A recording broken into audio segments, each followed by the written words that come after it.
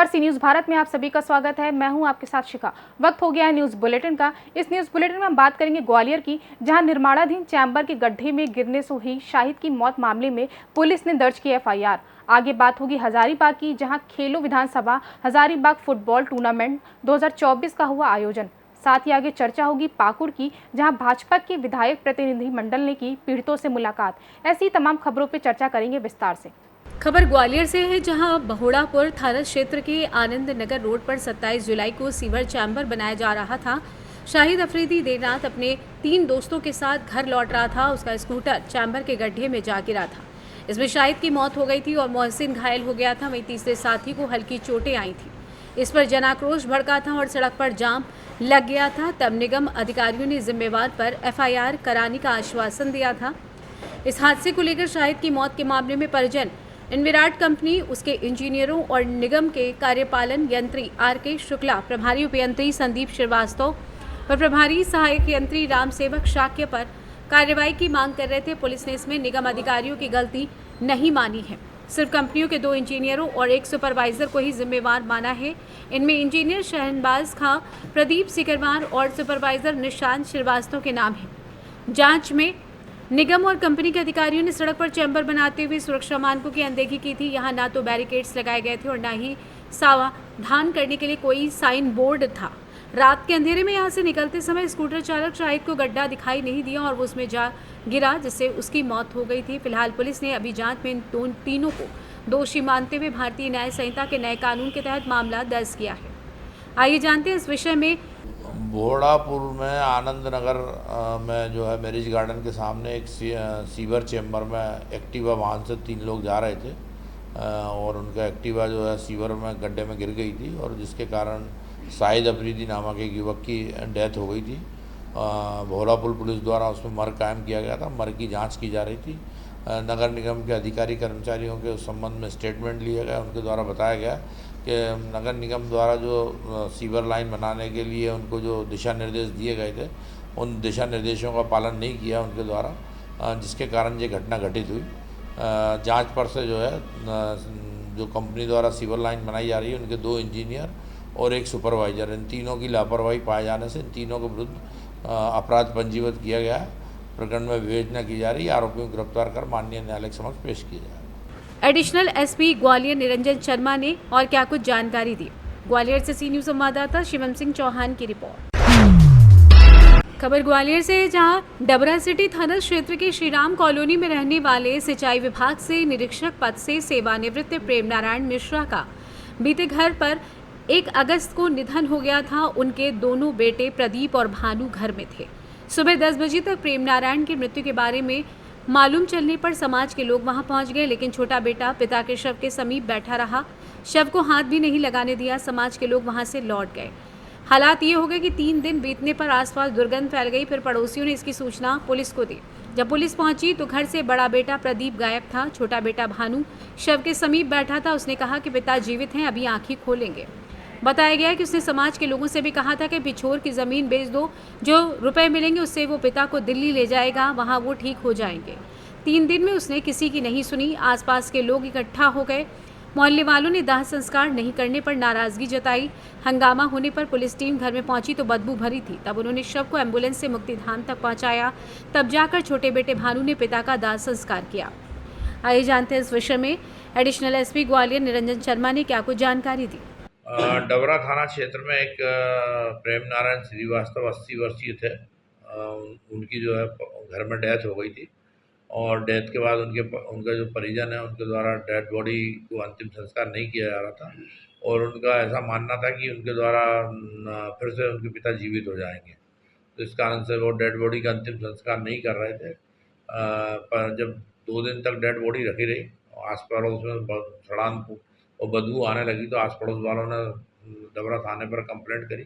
थाना प्रभारी ने तत्काल संज्ञान लेते हुए वहाँ घटनास्थल पर गए और उनके परिजनों से बात करी।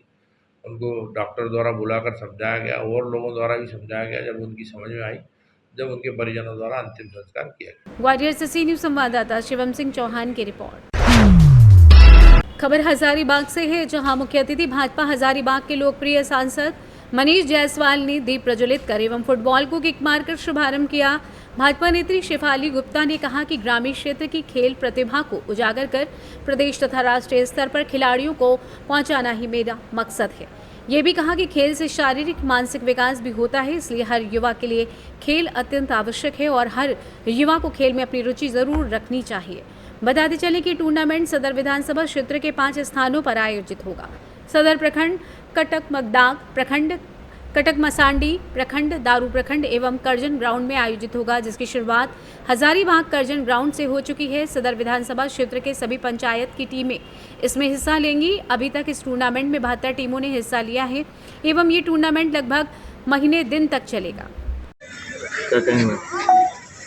ये इस मकसद से स्टार्ट किया गया है। ऐसे बहुत सारी टूर्नामेंट में वहाँ होती आ रही है। इस हजारीबाग पावन धरती पे राष्ट्रीय अंतर्राष्ट्रीय खिलाड़ी भी निकले हैं। ये हम लोगों के लिए बड़ा सुखद एहसास है और इसी मकसद से स्टार्ट किया जा रहा है कि स्वस्थ मन स्वस्थ शरीर को मकसद को आगे बढ़ाया जाएगा और कोशिश यही रहेगी कि ये सालों साल चलता रहेगा। देखिए, स्पोर्ट्स का प्रमोशन सबसे बड़ा प्रमोशन में से लोग स्पोर्ट्स में जो लोग इंटरेस्ट रखते हैं वो लोग नशाखोरी से दूर रहते हैं, स्वास्थ्य उनका ठीक रहता है और वो कभी आपने जल्दी आप ये नहीं देखेगा कि कोई स्पोर्ट्समैन जो है वो उग्रवादी निकल रहा है या कोई गलत हरकत में समाज में कोई चोरी चक्का डकैत इस प्रकार के लोग हैं स्पोर्ट्समैन होते हैं। तो स्पोर्ट्समैन स्पिरिट को खिलाड़ियों में डालना ये खिला करके ही सही है। लोग अलग अलग तरीके से अलग अलग कारणों से जो है स्पोर्ट्स टूर्नामेंट का आयोजन करते हैं। ये वाला मैच जो ये टूर्नामेंट है इन शेफाली जी के द्वारा किया जा रहा है और नियत है कि यहाँ के स्पोर्ट्स में जो अच्छे बच्चे हैं वो सरफेस होकर के ऊपर आएँ और स्टेट और अगर सेंटर के लेवल पर खेल सकते हैं। एक अच्छा सराहनीय प्रयास और हम लोग उम्मीद करेंगे कि छोटे इस क्षेत्र के लोग जो है इस प्रयास का अच्छा लाभ लें। हजारीबाग से सी न्यूज संवाददाता निशांत कुमार सिंह की रिपोर्ट। खबर मोतिहारी से, जहां छात्र की सस्पेंशन वापस नहीं होने पर आंदोलन की चेतावनी। पूर्वी चंपारण जिले के मोतिहारी में अवस्थित महात्मा गांधी केंद्रीय विश्वविद्यालय से मीडिया विभाग के छात्र आकाश सिंह राठौर को विश्वविद्यालय से सस्पेंड कर देने का मामला अब तूल पकड़ने लगा है। मामले में जाप के पूर्व प्रदेश प्रधान महासचिव सर ढाका विधानसभा के पूर्व प्रत्याशी अभिजीत सिंह ने विश्वविद्यालय प्रशासन से छात्र नेता आकाश सिंह राठौर के सस्पेंशन को वापस लेने की मांग की है। उन्होंने मांग पूरी नहीं होने पर आंदोलन की चेतावनी दी है। श्री सिंह ने कहा कि छात्र आकाश सिंह राठौर लगातार विश्वविद्यालय में हो रहे भ्रष्टाचार को उजागर कर रहे थे, नतीजतन सस्पेंड कर दिया। अब शिक्षा संस्थान भी भ्रष्टाचार और तानाशाही से अछूता नहीं रह गया है। इसका जीता जागता सबूत है पूर्वी चंपारण स्थित केंद्रीय विश्वविद्यालय। मैं बात कर रहा हूं आकाश सिंह राठौर की, मैं बात कर रहा हूं पूर्वी चंपारण के छात्र के अधिकार की बुलंद आवाज आकाश सिंह राठौर की। क्या गलती है उसकी कि उसने कुछ सवाल कर दिए, उसने कुछ प्रश्न कर दिए? कुलपति मैं चाहता हूं कि यूनिवर्सिटी इसका जवाब दे, यूनिवर्सिटी इस पर कमेटी बनाती। आखिर किसी छात्र ने अगर कोई सवाल आपसे पूछा है तो आप उसका जवाब देते, उसका एकेडमिक देख लिया जाए। वो पढ़ने में होनहार छात्र है, वो पढ़ता भी है और छात्रों के लिए लड़ता भी है। सितंबर महीने में उसका एग्जाम है, पहले सेमेस्टर का, पीजी का। यूनिवर्सिटी में जो बैठे लोग हैं वो क्या चाहते हैं कि आकाश सिंह राठौर का कैरियर खत्म कर दिया जाए। पत्रकार बनना चाहता है, वो मीडिया विभाग का छात्र है। क्या उस यूनिवर्सिटी में यही सिखाया जा रहा है कि सच बोलोगे तो सस्पेंड कर दिए जाओगे? अरे सच और झूठ का फैसला करिए, यूनिवर्सिटी कमेटी बना के जांच करे। पहले भी आकाश ने कई आंदोलन किए हैं उस यूनिवर्सिटी में और हर बार ऐसा हुआ है और देखा गया है कि यूनिवर्सिटी को आकाश सिंह की बात को मानना पड़ा है। मैं खुद भी कई बार जो पीछे पहले के वीसी थे उनसे मिल चुका हूं, आकाश टिम और आकाश के जो मुद्दे थे उनको लेकर, और हर बार मैंने ये पाया है कि आकाश जो बोल रहा है वो सही है। तो क्या इस बार भी जो सवाल उठाए हैं उसने, क्या उसकी इंक्वायरी नहीं होनी चाहिए थी? आप इंक्वायरी करा लेते। आप ही का छात्र है, होनहार छात्र है, टॉपर है वो, आप उसे बुला के बिठा लेते। सस्पेंड करने का मतलब क्या है?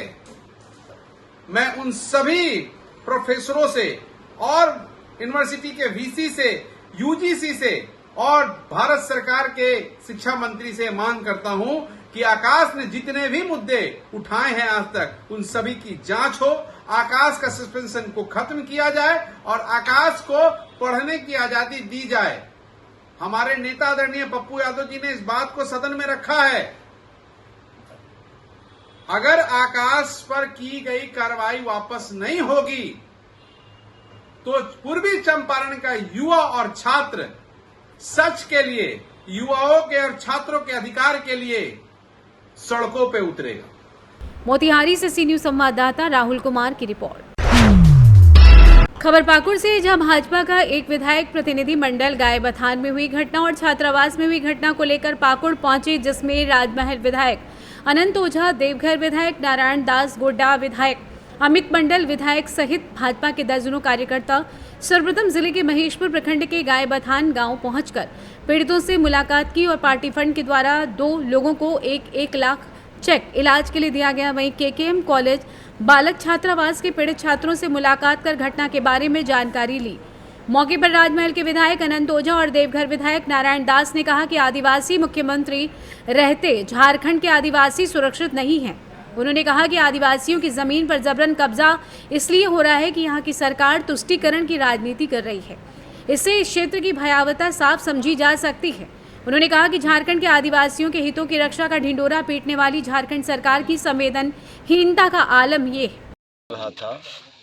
जो घटना गायबथान में घटी है उसकी जितनी भी निंदा की जाए बहुत कम है। अभी वैसे पीड़ित परिवार से हमारे अनंत जी जो हम लोगों के विधायक हैं, हम लोगों के नेता भी हैं, साथ में गोड्डा के विधायक अमित मंडल जी और हम देवघर के विधायक हैं, पीड़ित परिवार से मिलने के लिए गए और घटना की जितनी भी निंदा की जाए बहुत कम है।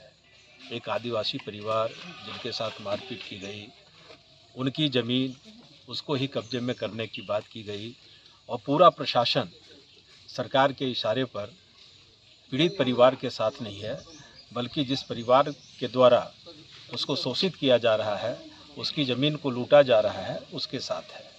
तो भारतीय जनता पार्टी की ओर से माननीय प्रदेश अध्यक्ष बाबूलाल जी मरंडी और असम के मुख्यमंत्री हेमंत बिस्वा शर्मा जी का आगमन हुआ था और उस पीड़ित परिवार से मिले थे और उनके बाद उन्होंने प्रदेश में अपनी बात रखी और आज वहाँ से हम लोग उनको भी सहायता राशि दे के आए हैं इलाज के लिए कि आप लोग समुचित इलाज कराइए।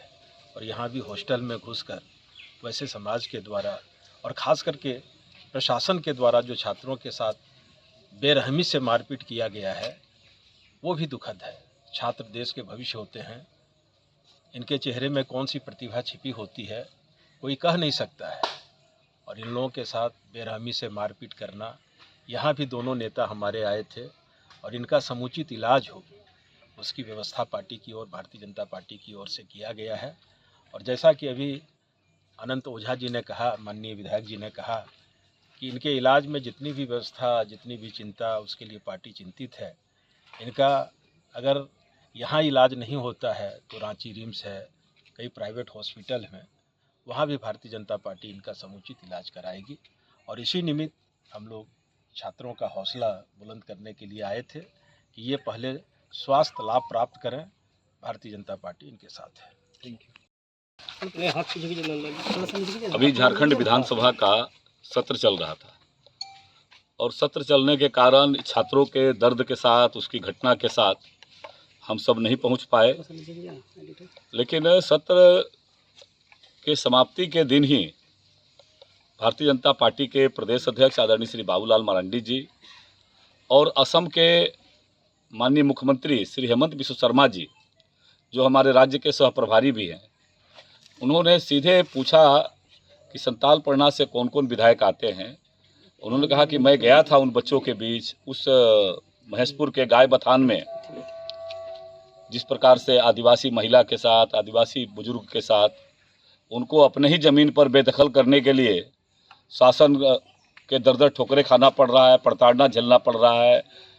उनके साथ जिस प्रकार से उसको विस्थापित करने का कुचक्र रचा गया, और उस व्यवस्था को लेकर के जब छात्रों ने प्रतीकात्मक तरीके से अनुमंडल पदाधिकारी के पास आवेदन देते हैं, तो जिस तरीके से यहाँ छात्रावास में घटना घटी, यह सचमुच में बहुत ही निंदनीय है। और पूरी पार्टी इन जो प्रभावित परिवार है, चाहे गाय बथान के अंदर के जो हमारे परिवार हैं, आदिवासी परिवार है, छात्रावास में रहने वाले जो बच्चे हैं, उनका समुचित इलाज को लेकर के पार्टी नेतृत्व ने, हमारे आदरणीय मुख्यमंत्री श्री हेमंत बिस्वा शर्मा जी ने हम सभी विधायकों को भेजा है। हमारे साथी देवघर के माननीय विधायक श्री नारायण दास जी, गोड्डा के माननीय विधायक श्री अमित मंडल जी, पार्टी के हमारे प्रदेश के मंत्री श्री दुर्गा मारंडी जी, हमारे पूर्व विधायक श्री मिस्त्री सोरेन जी, हमारे दानियल किस्कू जी, साहेब हांसदा जी, हमारे जिला अध्यक्ष श्री अमृत पांडे जी के नेतृत्व में हम सब लोग पीड़ित परिवारों से मिले, इस घटना को मिले, और शासन स्तर पर हम सब लोग निश्चित रूप से राज्य सरकार के अधिकारी, जिला शासन के अधिकारी, इन सब लोगों से हम लोगों ने कहा है कि जो भी दोषी है, इस प्रकार की विचार की अभिव्यक्ति को बंद करना, और हेमंत सरकार में जो घटनाएं घट रही है, जिस प्रकार से तुष्टीकरण की पराकाष्ठा पार हो रहा है, यह निश्चित रूप से लोकतंत्र के लिए चिंताजनक है, और ऐसी घटनाओं की पुनरावृत्ति न हो। इसीलिए जो भी दोषी अधिकारी है, जो भी दोषी लोग हैं, उन पर कठोरता के साथ दंडात्मक कार्रवाई शासन करे, ये हम लोगों ने मांग किया है। अभी फिलहाल इन बच्चों के दुख के साथ हम लोग खड़े थे, और हम लोग आए उसके एक बार देखने के ख्याल से भी, और इनके साथ इनका समुचित इलाज हो, इस नाते हमने पार्टी का भी जो निर्णय था, और व्यक्तिगत रूप से हमने भी इनसे निवेदन किया कि आपका अच्छा तरह से इलाज कराइए। आंदोलन की लड़ाई हम सब लोग इनके साथ खड़े हैं। पाकुड़ से सी न्यूज संवाददाता पंकज भगत की रिपोर्ट। खबर आगर मालवा से, जहां जिले में आज रविवार अल सुबह से ही जोरदार बारिश का दौर जारी है, जिसके चलते क्षेत्र के कई नदी नाले उफान पर हैं। वहीं सोयत कला क्षेत्र के ग्राम डोंगर गांव में लगातार बारिश के चलते गांधी चौक सहित अन्य मोहल्लों में लोगों के घरों में 1 फीट से ऊपर पानी घुस गया है। गांव के रहवासी शंकर कारपेंटर ने बताया कि पूर्व सरपंच शकुंतला कारपेंटर, विशाल कारपेंटर, पूर्व पंच भेरूलाल भील ठाकुर, संतोष बाई कारपेंटर, पूर्व पंच राजू मंसूरी, चेतन अग्रवाल सहित कई लोगों के घरों में पानी भर गया है। वहीं क्षेत्र के कई खेतों में भी लबालब पानी का नजारा देखने को मिला, जिससे किसानों की फसल को काफी नुकसान होने की संभावना है। आगर मालवा से सी न्यूज संवाददाता अर्श अहमद कुरैशी की रिपोर्ट। बिहार के सरपंच संघ के उपाध्यक्ष सरपंच जगन्नाथ यादव और उनकी पत्नी लालमती देवी पतिलाल ग्राम सभा में कई मामलों का निपटारा किया गया। यहां जमीनी विवाद, मारपीट और रास्ते का फैसला ग्राम कचहरी में किया गया। अभी तक कुल बैठक में ग्राम कचहरी की कुल राजस्व राशि 57,600 रुपए अभी तक जमा हो चुकी है। देखने में यही आता है कि जगन्नाथ यादव की पत्नी लालमती देवी का फैसला ग्राम कचहरी में तुरंत हो जाता है। ऐसे सरपंच से यहाँ की जनता खुश नजर आती है, जहाँ पंचायती में कोई पक्षपात नहीं किया जाता है। यही कारण है कि जगन्नाथ यादव और लाल मोती देवी का गुणगान पतिलाल पंचायत में होता रहता है। ऐसा सरपंच अगर हर पंचायत में हो तो हर पंचायत का भाग्य सुधर जाएगा और एक भी मामला थाने तक नहीं पहुंच पाएगा। यही विशेषता है यहाँ के सरपंच की। पश्चिमी चंपारण से सी न्यूज संवाददाता मनोज श्रीवास्तव की रिपोर्ट। धौलपुर जिले से होकर गुजर रही चंबल नदी का जलस्तर अब धीरे धीरे बढ़ने लगा है। एमपी और हाड़ौती क्षेत्र में हो रही बारिश के बाद काली सिंध, पार्वती और कोटा बैराज से पानी अब चंबल नदी में आना शुरू हो चुका है। वर्तमान में चंबल नदी 125.80 मीटर के निशान पर बह रही है। चंबल नदी में पानी का स्तर 129.79 मीटर पर पहुंचते ही वार्निंग लेवल शुरू हो जाता है और 130.79 मीटर पर जलस्तर के पहुंचते ही नदी खतरे के निशान से ऊपर हो जाती है। चंबल नदी में बढ़ते हुए जलस्तर में स्थानीय लोग जान जोखिम में डालकर मछली पकड़ रहे हैं और नहा रहे हैं, जिससे कभी भी बड़ा हादसा हो सकता है। चंबल नदी का जलस्तर बढ़ने पर जिला प्रशासन ने एडवाइजरी भी जारी की है। चंबल नदी के तटवर्ती निचले इलाके और आसपास के गांव में बसे लोगों को सतर्क रहने की हिदायत दी है। हालांकि खतरे के निशान से चंबल का जलस्तर अभी 3.99 मीटर नीचे है। जिला प्रशासन ने हल्का पटवारी, गिरदावर, ग्राम विकास अधिकारी और सरपंच को हेडक्वार्टर पर पाबंद रहने के निर्देश दिए हैं।